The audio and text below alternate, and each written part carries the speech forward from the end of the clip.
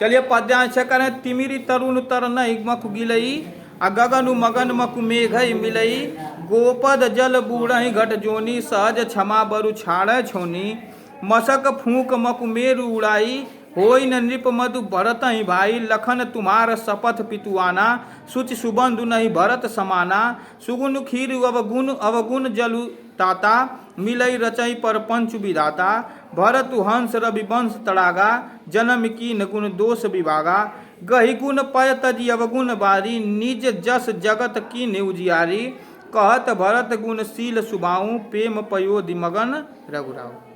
ठीक है ना, यह पद्यांश था भरत महिमा का। ठीक, अब इसके आगे थोड़ा सा इसका शब्दार्थ देख लीजिए। तो तिमिर मतलब होता है अंधकार, तरुण तरनी मतलब होता है दोपहर के प्रचंड, ठीक है ना, जो दोपहर का प्रचंड धूप होती है उसी को ही कहते हैं क्या, तरुण तरनी। और फिर क्या करें, मकु मतलब चाहे, गिलई मतलब निगल जाए, मगन मतलब लीन होना, गोपद मतलब गाय के खूर के बराबर, घटजोनी मतलब अगस्त ऋषि, छोनी मतलब पृथ्वी, मशक मतलब होता है मच्छर, मेरु मतलब होता है सुमेरु पर्वत, आना मतलब होता है सौगंध, और सुबंधु मतलब होता है अच्छा भाई। सुबंधु लिखा है ना, सु माने अच्छा और बंधु माने भाई, और खीर मतलब होता है दूध, और तड़ागा मतलब होता है तालाब। ठीक है ना, तड़ाग मतलब क्या होता है, तालाब। अब आ जाइए इसकी व्याख्या तो कर रहे हैं ना कि तिमिरी तरुण तरनी मकु गिलई। ठीक है ना, अब देखिए जो श्री रामचंद्र जी लक्ष्मण उनको उकसाते हैं श्री रामचंद्र जी को। ठीक है ना, उकसाते कहते हैं जो लक्ष्मण जो भरत आ रहे हैं वह आपके ऊपर क्या करने आ रहे हैं, हमला करने आ रहे हैं, आपसे बदला लेने आ रहे हैं। ठीक है ना, तब श्री रामचंद्र जी उनको समझाते हुए कहते हैं कि देखिए अंधकार भले ही, ठीक है ना, अंधकार भले ही सूर्य के मध्याह्न, ठीक है ना, जो दोपहर होता है दोपहर के मध्याह्न सूर्य को निगल जाए। ठीक है ना, लिखा है ना तिमिर तरुण तरही मकु गिलई, जो दोपहर का सूर्य होता है उसको अंधकार क्या हो जाए, भले ही निगल जाए, गगन मगन मकु में गई मिलई। ठीक है ना, या फिर आकाश चाहे बादलों में समा करके विलीन हो जाए, आकाश जो है चाहे बादलों में समा करके क्या हो जाए, विलीन हो जाए। फिर क्या कर रहे हैं, गोपद जल बुढ़ही घट जोनी सहज क्षमा बरु छाड़े छोनी। फिर क्या कर रहे हैं, गाय के खूर से बने गड्ढे में अगस्त ऋषि जो कि सागर को पी लिए थे, अगस्त ऋषि थे वह सागर को पी लिए थे। ठीक है ना, सागर को पीने का वृत्तांत यह है कि एक बार एक चिड़िया थी, वह समुद्र के किनारे जा करके रो रही थी। ठीक है ना, समुद्र के किनारे जा करके रो रही थी, तो वहीं अगस्त ऋषि तपस्या कर रहे थे। तो जब तपस्या कर रहे थे तो उसी समय उनको उसकी आवाज़ सुनाई दी रोने की।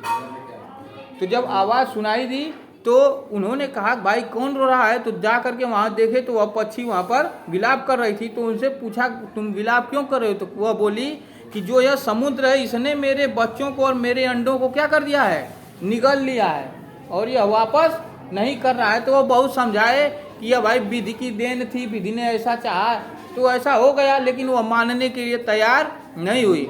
तब उसी क्षण अगस्त ऋषि ने कहा कि ठीक है तुम नहीं मान रही हो तो मैं इसका उपाय ढूंढता हूँ। उन्होंने क्या किया कि पूरे समुद्र को निगल लिया, पूरे समुद्र को ही निगल लिया या पी गए। ठीक है ना, उसको जब पी गए और जब चिड़िया उसके बाद भी अपना वो क्या कि अंडा और बच्चा जब नहीं पाई तो वह समझ गई कि भाई जो विधि का लिखा है उसको कोई टाल नहीं सकता है। तो वही लिखा है कि अगस्त ऋषि जो है ना इतने बड़े समुद्र को पीने वाले, वह गाय के खूर, पैर जानते हो ना गाय का, उस खूर से बने गड्ढे में भी क्या हो जाए, डूब जाए। खूर समझते हो, गाय का जो पैर होता है काला वाला, उस पैर उस खूर से बने गड्ढे में अगस्त ऋषि क्या हो जाए, डूब जाएं। फिर क्या करना है, सहज क्षमा बरु छाड़े छोनी, चाहे पृथ्वी क्षमा करने के अपने स्वाभाविक गुण का परित्याग कर दे। पृथ्वी क्या करती है, हमारे लगभग सभी गुणों को, सभी अवगुणों को क्या कर देती है, क्षमा कर दे। तो वही कहना है, चाहे जो पृथ्वी है वो अपने क्षमा करने वाले गुणों का क्या कर दे, परित्याग कर दे। मशक फूंक मकुमेर उड़ाई, चाहे मच्छर की हल्की फूंक से वह भारी सुमेरु पर्वत उड़ जाए, चाहे मच्छर की हल्की फूंक से वह भारी सुमेरु पर्वत उड़ जाए। फिर क्या करना है, जब सुमेरु पर्वत उड़ जाए, होई न नृप मधु भरता ही भाई, यह सब हो सकता है लेकिन भरत को कभी भी राज का मद नहीं हो सकता। यह सब हो सकता है लेकिन भरत को कभी भी राज का घमंड नहीं हो सकता। वह कभी भी अपने राज्य को पा करके उस बात के लिए घमंड नहीं कर सकते, इसलिए भरत को कभी राज का घमंड नहीं हो सकता है। उसके बाद कहना लखन तुम्हार शपथ पितुआना सुच सुबंध नहीं भरत समाना सुगुण खीर अवगुण जल उताता मिलई रचई परपंचु विधाता। ठीक है ना। करें श्री रामचंद्र जी, हे लक्ष्मण मैं तुम्हारी शपथ और पिताजी की सौगंध खाकर कहता हूं कि भरत के समान स्वच्छ पवित्र हृदय वाला और श्रेष्ठ भाई इस संसार में कोई और नहीं। कहना है कि मैं तुम्हारी और पिताजी की सौगंध खा के कहता हूं, शपथ लेकर कहता हूं कि इस पृथ्वी पर भरत के समान कोई और भाई नहीं है। फिर क्या कहना है, सगुन खीर अवगुण जल ताता मिलई रचई परपंचु विधाता। ठीक है ना। ब्रह्म ने श्रेष्ठ गुण रूपी दूध और अवगुण रूपी जल को मिलाकर इस सृष्टि की रचना की है। ठीक है ना। इस सृष्टि की रचना कैसे की है? श्रेष्ठ गुण रूपी जल, दूध, दूध में सबसे क्या होता है? श्रेष्ठ गुण होता है और अवगुण रूपी क्या होता है? जल होता है। उन दोनों को मिला करके इस सृष्टि की रचना की है। फिर क्या कर रहे हैं कि भरतु हंस रवि वंश तड़ागा जन्म कीन गुण दोष विभागा। ठीक है ना। फिर क्या कर रहे हैं कि सूर्य वंश रूपी तालाब में भरत रूपी हंस ने जन्म लेकर गुण एवं दोषों को अलग अलग कर दिया है। ठीक है ना। सूर्य वंश का मतलब उनका वंश क्या था? सूर्य था, सूर्य वंश था, वो सूर्यवंशी थे। तो कह रहे हैं श्री रामचंद्र जी कि सूर्यवंश रूपी तालाब में भरत रूपी हंस ने जन्म लेकर गुण एवं दोषों को अलग अलग कर दिया है। फिर क्या कर रहे हैं कि गई गुण पय तजी अवगुण बारी निज जस जगत की ने उजियारी। ठीक है ना। उन्होंने गुण रूपी दूध को ग्रहण करके अवगुण रूपी जल को त्याग दिया है और अपने यश से संपूर्ण जगत को, संपूर्ण संसार को अवलोकित किया है।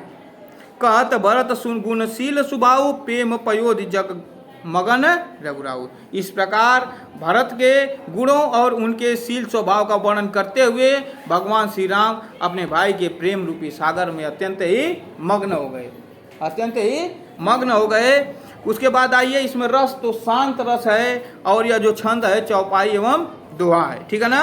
इसमें रूपक एवं अनुप्रास अलंकार की बात कही गई। इस प्रकार यह पद्यांश 6 समाप्त हो गया। मुस्कुराई।